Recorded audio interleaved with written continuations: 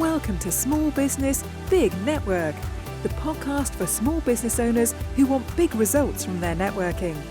I'm Liz Drury, a freelance voiceover artist who knows that if you're not working, then networking could help. Camilla Baker is a teacher of meditation and also a seller of heritage benches that were designed by her grandfather. Camilla says that you need to be part of the networking landscape, and when people get to know you, that's when the networking really starts to work. Thank you very much for being my guest on the podcast today, Camilla. Oh, it's my total pleasure to be here, Liz. Now, on your LinkedIn profile, it says meditation, cacao and heritage benches. So there's quite a lot to unpack there. So let's start at the beginning. I believe that originally you trained as a teacher, is that right? That's right. I never wanted to be a teacher when I left school, but I think that's the way these stories go, isn't it? Whatever you do, don't, ... So how did you get into teaching then? I wanted to travel. I found a scholarship to take me to America. I got an amazing kind of deal. I was in Philadelphia for 2 years and studying education. I had in my gap year gone to Tanzania and taught and learnt some Swahili and, had an extraordinary experience. Again, I think we probably learnt more than we taught, but we did what we could and ended up in Philadelphia in an education school full of very right-on people. I'd never heard of the civil rights movement. I learned all about African American psychology and worked in some local schools, and I was really shocked. It's a really first world country, and West Philadelphia, we know it from the song with Will Smith. It's rough, and the University of Pennsylvania is right in the middle of Philadelphia, and it's an Ivy League institution surrounded by a lot of poverty. And that was a really eye-opening for me. I lived a couple of blocks away and walked past elementary schools and worked and wanted to work in them. So within the studies that I did, I got as much practice as I could and much exposure. So I guess I've always been a bit of an anthropologist and fascinated by where I am and what I see. So that, I think that got me into the actual schools and appreciating inequality and having my eyes opened to all of that. Yeah, that sounds like an amazing experience. So how long did you spend in education after that? Yeah, so I did 2 years in America. I tried to get a job in New York and stay for the love of my life, but it didn't really work out. And came home to London, but it's almost like I left England, so obsessed with the class thing. I've got this very posh name. I've acquired this very posh accent, even though I had an American one when I was small.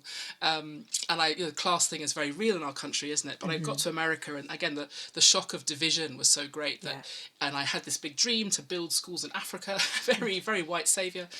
Came back to London and realised I really wanted to be somewhere that was home but not home. Let me fix my own country first before I try and save the world. Even that, I laugh now. But so East London was, as far away of North Kent really as you could get. So I trained, again, very practical in-school teaching for a year, did my PGCE, and then I've been in education really ever since, but I'm not very good at staying still, I've realised, hence having so many different careers and kind of careering through my career, if you like. So I think I did a year and a half in that one school. I did my training, did a year and a half in one school. Having done a year, I was like, I've got to teach the Romans again. So I booked a round the world ticket and off I went. But you can't, it's like I haven't been able to get away from teaching. I keep going back to it because it's regular money, which is useful. I also love it. I love that kind of getting people together, being in a group, telling a good story and causing learning to happen opening kids' eyes is a real delight and pleasure. But having said that, I think I've finally taught my full class time. My last class I've taught now, and I'm done. I finished in December. It's been 20 years, on and off. But yeah, an amazing job. And I've actually got a trainee teacher working with me at the moment, and just for a couple of weeks. And it's been really fun to kind of slightly rant at her, but also it's such an amazing job, good for you, but also please look after yourself. Yes. Oh yeah, absolutely. It's really intense. Yeah, it's really intense. Definitely. Well, you've done all sorts of things. I was having a look at your LinkedIn profile this morning. Tell me a bit about your time working at the Eden Project. I took my kids there, a long time ago now. They were aged, I think, 4 and 6. And my eldest is now almost 22, and she still talks about going to the Eden Project. It made that big of an impression on her. Yeah, it's a magical place, isn't it? And I think when I first was leaving England to travel the world, and I think I was possibly looking for a husband in New Zealand. I've still never been there, so who knows? He may still be there. But I took my bike on a train and I went to Machynlleth, which is an amazing centre of alternative technology in like a corner of Wales, and I went all the way to Penzance, where someone said, "Have you cycled from John O'Groats?" I was like, "No, I've just come from down the road to the youth hostel." But I made it to the Eden Project. So I'd heard about it, but I'd never been. So these are the two places I wanted to see in my country before I left. And I walked around the Eden Project. Again, it's a magical place, and it's been there for a long time, and people go, but you should really go back and back and back. But it completely, like that, it captured me as an idea. And I remember talking to someone and saying, "How did you get your job here?" And she said, "Oh, well, I've got a PhD in ethnobotany and I volunteered." And I was like, "Oh, that's never going to happen." So when I learned to meditate, so I'd been a teacher in London, then Wiltshire, back in London, and I'd worked in Hackney, and I'd become an assistant head teacher, and then the wheels all fell off. But I learned to meditate, and about a year after that, within the year of that, I had, again, there's long stories about Texas and this and that. I'd been to India. I was in Texas. I got the call for the interview, and it took 3 days to get from Big Bend in Texas, which is right at the bottom, the point, all the way to Cornwall. And I mean, of course I got the job. I tried so hard to get there, but it was amazing. I did a year and a half there, running a family learning program that was called Seeds, Soup and Sarnies, which is not my idea, but it was my delight to run it. And it was family learning, getting families together to garden, using gardens and food and cooking and growing as a way for people to kind of have fun and learn new skills, and then gain confidence to maybe go on and do more sort of skill-based training. Because again, Cornwall, I don't know if you know, has this sort of post-industrial as much, and that's what Eden is the whole story about, that there's, this huge industry that then has sort of, ground to a halt. There's less jobs in it, and so there's a lot of poverty tucked away, and rural poverty is really hidden, whereas I knew a lot about inner city poverty and social injustice. But and then again, bizarrely but amazingly, this project linked Cornwall with Middlesbrough, which was a couple of very long train rides to get from one to the other. But such an amazing, again, a really inspiring place, and the gardeners were amazing. And I know I've grown up with, in a big garden and with very much gardening family, and I don't consider myself an expert gardener, but I realise there are plant people and people.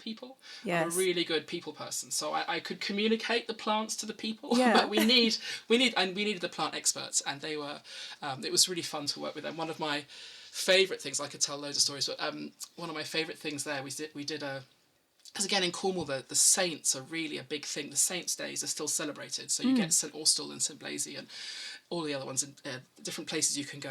And St Blaise wasn't being worshipped very well, honoured, or it wasn't a festival. And St Blaise is right by the Eden Project. Again, quite a rough town back in the day. I hope it's looking better now. But we worked with these amazing communities, a tenants association and the local school, and we ran a St Blaise's Day kind of parade.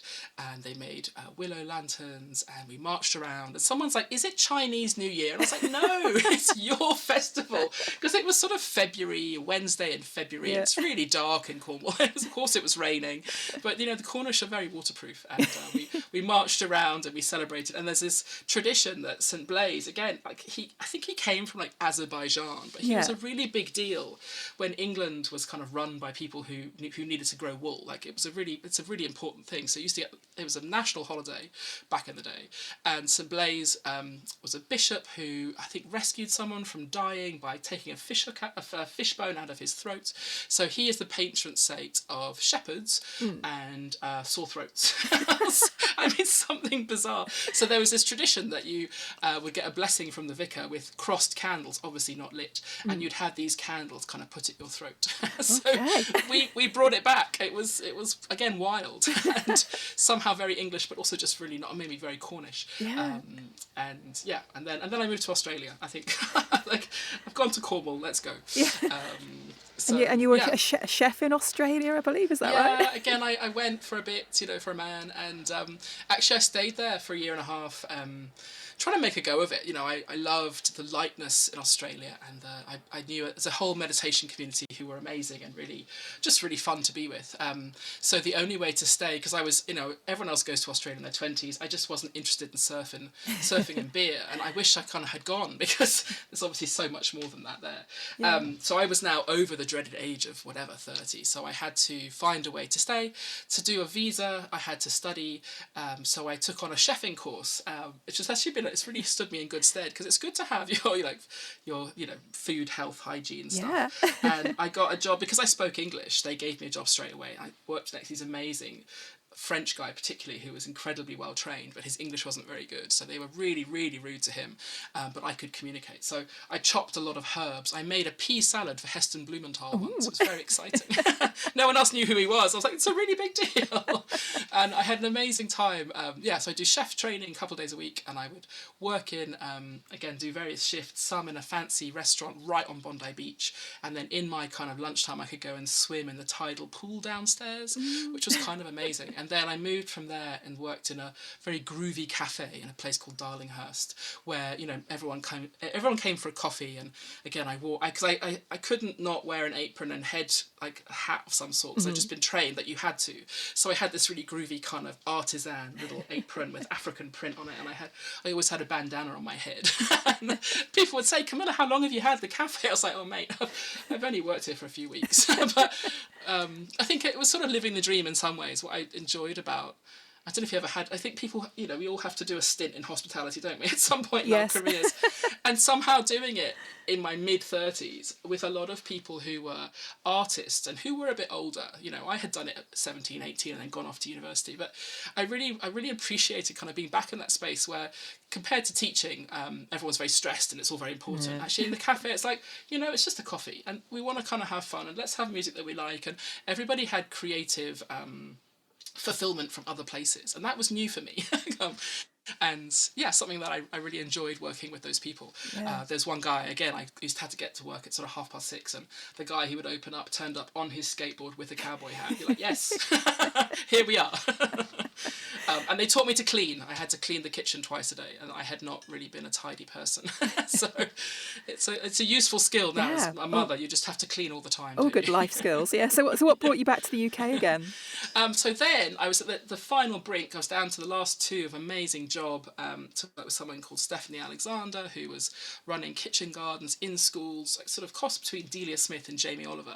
Amazing, real character, really thought through, had an amazing plan to teach children how to grow their own food. Incredible life skill that isn't in the school curriculum as far as I can tell here. And then my brother kind of rang me up, actually came to visit me, and he and his wife had applied to come and take the tenancy of our old family home. So anyway, having said that he was taking the tenancy, I came home. I was like, you're not having fun without me. So to back up on that story is that my great-grandfather was born in 1862, and he became a very famous architect. He was the right guy at the right time, I think maybe a little bit autistic. That's obviously not been confirmed, but very focused, didn't speak till he was 4, and then was in the right place at the right time, met Cecil Rhodes, and became an architect in England, moved to South Africa, and built a load of buildings. So within a few years, having tried to be an architect in Gravesend, which was, you know, didn't do terribly well, but it was fine. There wasn't much movement. In South Africa, within about 6 years, he was building a cathedral. Wow. So, I mean, opportunities like that don't come very often in life or history. So he was a man of his time, and he then, so he had grown up in the house where I now live, in the property where I now live, and he came back home, and the National Trust was being formed in his lifetime, and he was a great believer in it. He was very keen on architecture of all sorts, and that aim of preserving things for future generations was very much his thing. So he gave his house, which was kind of all he had really, and some properties around here, to the National Trust, and we had lived here as children. I lived here as a child for about 10 years, from sort of aged 8 to 18, and then my brother got the tenancy 20 years later. So the fact that he was coming back, I dropped everything basically. Yeah. and having lived so far from home, it's interesting to come back. You know, they say if you're feeling a little bit enlightened, spend a week with your family. And I moved in with mine, and in the centre of it. So yeah, and we came. I mean, Australian winters aren't cold, but there isn't any heating, so you can't really complain. But then coming to an English winter after just felt like a very bad time. So I arrived in October, and the next spring, when the blossom finally came out, it was amazing. But, you know, kind of fun to be back living with my brother who'd, you know, gone to boarding school when I was quite young. So we sort of got to be friends again, and there's plenty of space. This house has 8 bedrooms, so I lived like the spinster aunt in the attic, and they had their family on the floor below. So my brother and his wife, and then they had a little girl, and they had there's some stepchildren who were a bit older who'd left home, and we took it on. It was really fun to kind of come back to your family home, but make it your own, and throw parties, and you know, it was great. And I think you had a forest school there for a while too. Yeah. I've been busy, haven't I? You have. Someone said, do you think you might have ADHD? I was like, oh, do you know what? That would explain a lot, wouldn't it? So quite purposeful ADHD, but a little bit there. Again, I had a son, so I then did my teacher training. Again, I went back to school for a bit, sacked that off as fast as I could. Did about a year of that. And, you know, again, all the drama of schools, but that's not for today. But I went and trained to be a meditation teacher, and then I came home and had a baby, and it's like, okay, you have to kind of reconsider, don't you? How does this work? You know, this is different. So the forest school, I did my forest school training actually when Henry was only a few months old, and basically sat in the woods, just a bit exhausted. But it was really lovely to be outside, and that ideal and the idea of, you know, raising a very kind of hippie, nature-loving child was a great theory. And I ran forest schools for other people, and I still do sort of crafts for other people and for other people's children. And my son will go slightly under duress, but again, it ended up being, you know, 5 children for £5 on a Friday for a couple of hours, and like, that doesn't pay the bills, does it? But it was lovely to do, and it was really good training, because again, compared to school teaching where it's all about the curriculum, and actually forest school's all about the process, and how do you hold space for people to discover who they are. It's like a massive question, isn't it? Like how does anyone do that? And you know, a school system is not asking that question particularly. No. Like, how can we get them past these exams? And you know, a school teacher friend of mine said to me yesterday, it's all very well everyone's got different diagnoses, but they all have to pass the same test. So as a teacher, that's her job. She's like, great, the parents come and say he's got this diagnosis, like it's going to help. But it helps other things, doesn't it? So the forest school was really fun. And Owletts Forest School, we made a really gorgeous logo and had a lot of fun. Again, there's nice space, and there's a willow, one of those willow domes that is there. Yeah, we had a lot of marshmallows were had over fires, but again, at first, Henry, again, this, you know, I thought it'll all be so nice. I can just bring my son kind of on my back, you know, African style, and it'll be fine. He would stand at the doorway and scream at me, and I was like, I have to go. They've paid me to go. I'm like, bye. I'll see you later. So I was in our garden doing things with other people's children, and my son was not engaging with this very much. So we've learned to navigate it better. But they don't always do what you want them to do they? They really don't. And it's funny, as a school teacher, it's very hard to teach your own child, you know. Yes. Even though I know, maybe especially as I know what they're meant to know. So I'm the child of a school teacher, so I know how that feels. Yeah, exactly. It's just annoying, isn't it? Yeah. And I think that's, you know, I don't listen to my parents in that way, and I absolutely should, because I know what they're going to say. It's like you need to listen to people who might surprise you. So it's that's been. Now you've mentioned meditation a couple of times already. So how did you get into meditation? How did you learn to do it? Yeah, I mean, I wish I could say I just knew it was a good idea and did it, but I didn't. I resisted, and a friend of mine, my really good drinking buddy in London, in our 20s, he got into it, and my job was just super intense, and we got one of those, I'd been promoted a little bit too early. I had a new boss come in. I didn't really know what I was doing. She was sending me very angry emails, and as my life was kind of imploding, you know, then I was working too hard, and I wasn't, you know, being nice to my boyfriend, and you know, all that stuff, and I was too late, and I remember getting in a taxi and saying to the taxi man, I'm going to be dumped tonight for being late. He said, oh no, love. I was like, no, I was. I absolutely knew. So we broke up, and then I lost my keys. I was like, okay, this is all just falling apart. And so I went out drinking, you know, a classic, if in doubt, taken out for a few drinks by a friend who's like, Camilla, just phone this guy. And he got me drunk, but made sure I got the number. I phoned the guy, listened, kind of, tell me what to do. Like, I wasn't really listening, because I could see that my friend was just well, you know. I had been the one who had the satisfying job, and you know, I took these lovely children, and it was also meaningful, and he was a corporate lawyer, you know, correcting commas, you know, and making loads of money, but my soul was not very, wasn't singing, you know. And then I met him, and he was glowing, and his insomnia had gone, and his stomach ulcer wasn't, you know, had disappeared, and he wasn't drinking as much. And it was, I think, when you know someone really well, I think that's often, I know we're talking about networking in a minute, but when you know someone really well, you can see the change, and you can't deny it. You know, people tell you meditation's good for you, like, yeah, whatever. You know? But when you see your friend just looks different and behaves differently, like, hang on, this is real. This is very firsthand. So I did what he told me, because I could see it had worked for him. And this is, you know, he swore by this is the thing that had helped him. So I learnt to meditate, you know, pretty much a weekend later.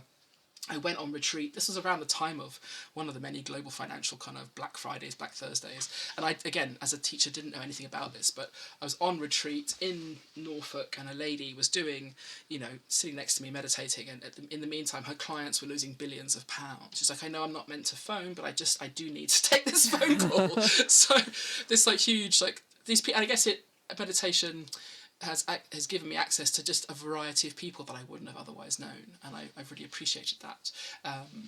And yeah, so I got into meditation in October, the year that Barack Obama got elected. I always forget what year it is, but it's a hopeful time, a time of great change. Yeah, and I've been a dedicated meditator ever since. Yeah, so. And you now teach this to other people, don't you? Yeah, again, it wasn't ever really my plan to do that, but I just liked what the guy had to say. My teacher, someone called Thom Knoles, and I went on, again, was very lucky.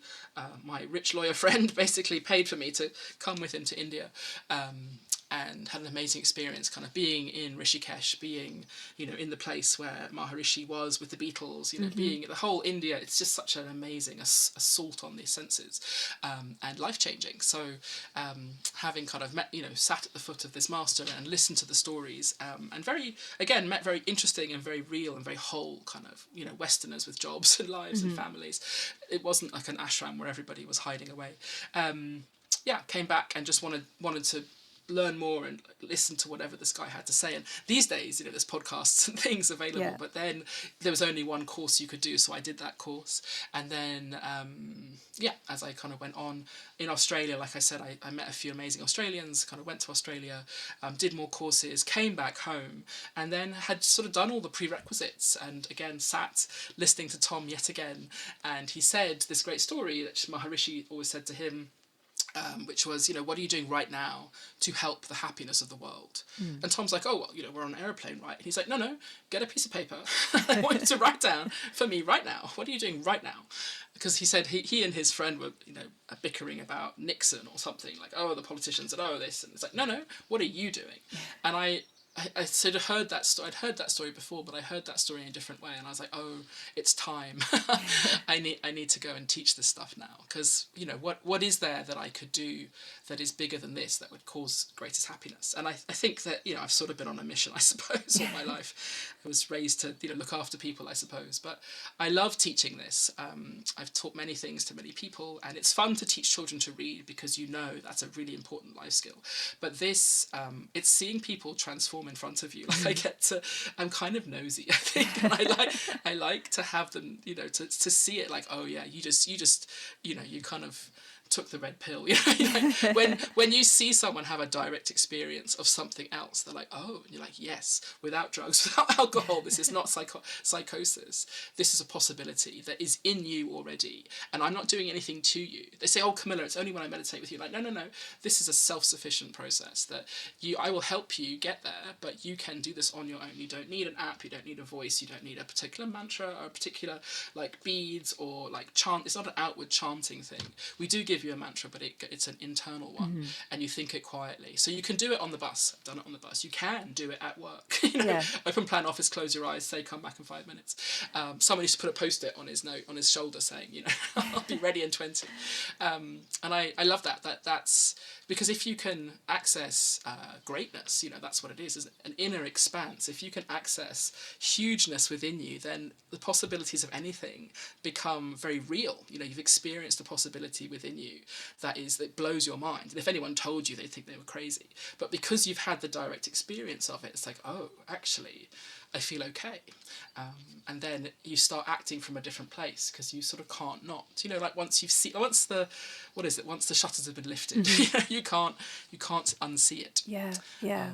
So from meditation then to heritage benches. Yeah, again, so I mean it increases your creativity, and it's like, oh Lord, I didn't need any more help with that. But so at Owletts, you know, I've been teaching meditation. I thought I would, you know, teach people to be very zen, to be very calm, and you sort of imagine me sitting on like beautiful cushions and with my wafty Indian clothes. But the truth is, you know, we do a lot of gardening at Owletts, and it's cold, and we spent a lot of time opening it to the public.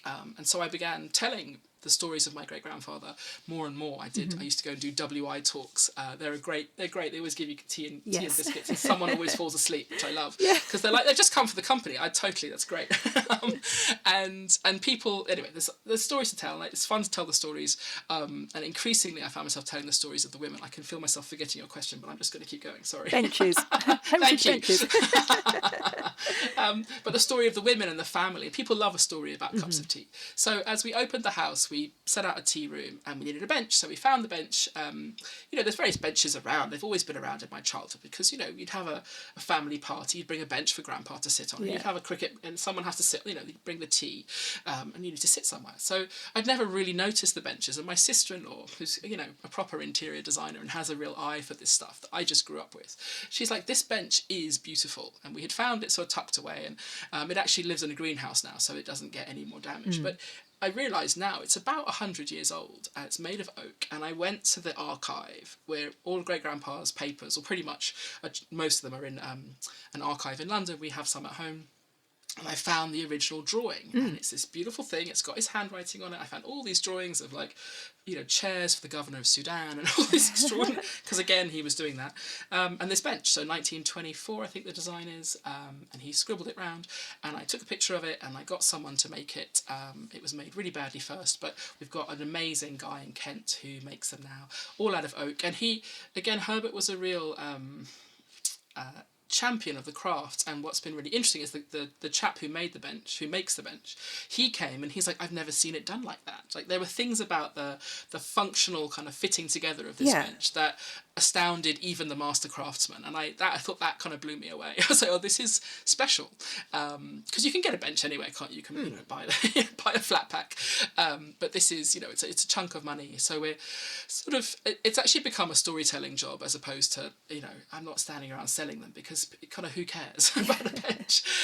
So it's opened up a whole, it's sort of been caused by, and at the same time opened up a whole access into heritage crafts that's been really fascinating. It's like a whole new area of learning and history and fascination, and very sort of location based. So I still live at Owletts, the bench is still there.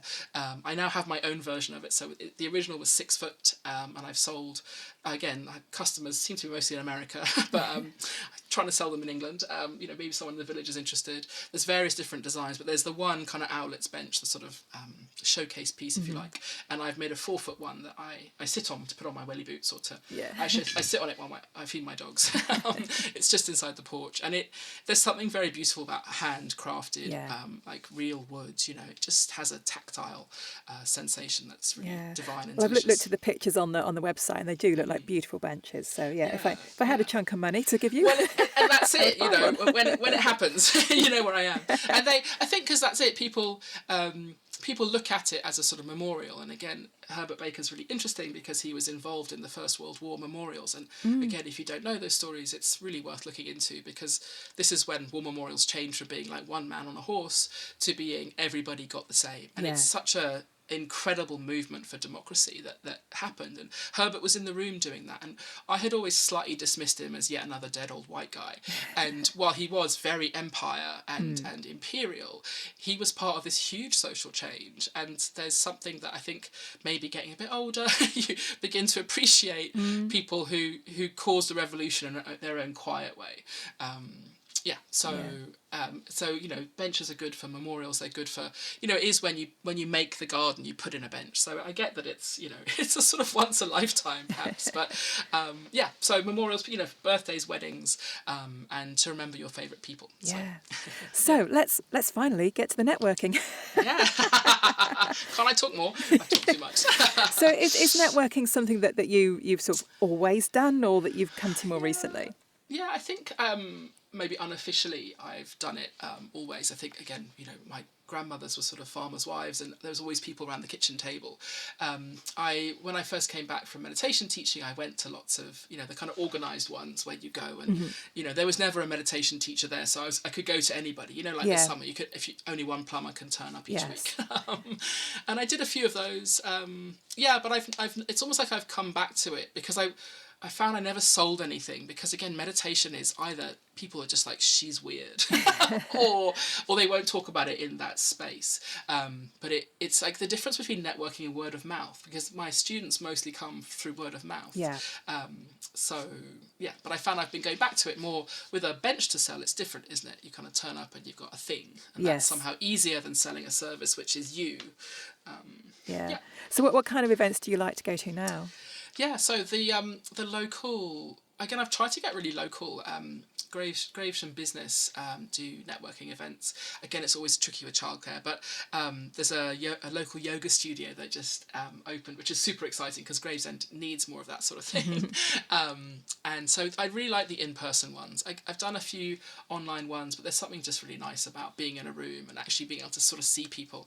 And I've noticed that, like you see, I've done so many different things that I've ended up living in this place for about 10 years, which is more than I've lived anywhere.